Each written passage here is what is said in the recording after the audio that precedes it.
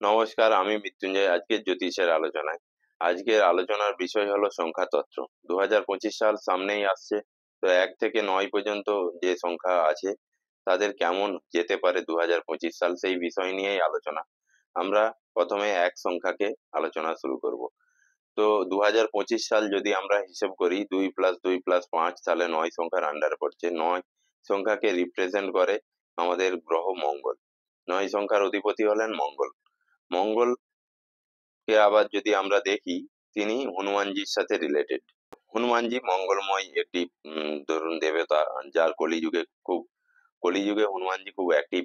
এবং হনুমানের ব্রত করলে আপনারা জানেন জীবনে সব বাধা কেটে যায়, সব নিরাশা মুক্ত হয়, জীবনে অনেক অবস্ট্রাগল দূর করে।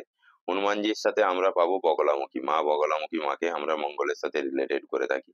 তো মা বগলামুখীর পুজোও আপনারা 2025 সালে করতে পারেন। 2025 সালের দিন শুরুর প্রথম দিন আপনারা হনুমান মন্দির এবং মা বগলা দেবীর পুজো আপনারা করুন। তো 1 সংখ্যা রবির সংখ্যা। 1 সংখ্যায় যারা আন্ডারে পড়ছেন, 1 তারিখ, 10 তারিখ, 19 তারিখ, 28 তারিখ জন্ম হলে আপনারা 1 সংখ্যার আন্ডারে পড়ছেন। 1 সংখ্যাকে রুল করে রবি। রবি মানে আমরা জানি রাজা। তো রাজাকে রামচন্দ্র। আর 9 হলো মঙ্গল। মঙ্গল সেনাপতি। সেনাপতি মানে সেনাপতিকে তাহলে হনুমানজি। তাহলে রামচন্দ্র আর হনুমানজির ধরুন সম্পর্ক আমরা তো সবাই জানি, খুব ভালো একটি সম্পর্ক। তো এই বিষয়ে বলার কিছু নেই। তো 2025 সাল 1 সংখ্যার জাতক জাতিকাদের জন্য আমি বলবো সব থেকে বেটার সাল। যেই সালে আপনারা আপনাদের মনের যা আশা আকাঙ্ক্ষা, যা অনেক দিনের ইচ্ছে, আপনারা এই 2025 সালে টার্গেট পূরণ করতে পারেন। মনে অনেকের ইচ্ছে ছিল বাড়ি করব, কেউ বিদেশে যাওয়ার চেষ্টা করছিলেন, বিদেশ যেতে পারছেন না, কেউ বিদেশে ল্যান্ড কেনার চেষ্টা করছিলেন, ল্যান্ড কিনতে পারছেন না। 2025 সালে আপনাদেরকে সুযোগ দেবে।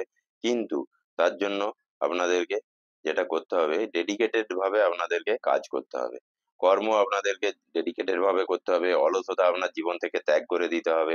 রবিবার দিন আপনারা নিরামিষ খেতে পারেন। সূর্যকে জল অর্ঘ্য দিন, জল প্রদান করুন, সূর্য মন্ত্র জপ করুন এবং একটি লাল কালারের ধাগা আপনারা হাতে বেঁধে রাখতে পারেন। শিব মন্দিরে অন্তত মাসে একটা দিন আপনারা শিবের পুজো করুন। শিব মন্দিরে গিয়ে মহাদেবের মাথায় জল দিয়ে বা ডাব দিয়ে আপনারা পুজো দিতে পারেন। দেখবেন আপনাদের জীবনে অনেক ভালো হবে।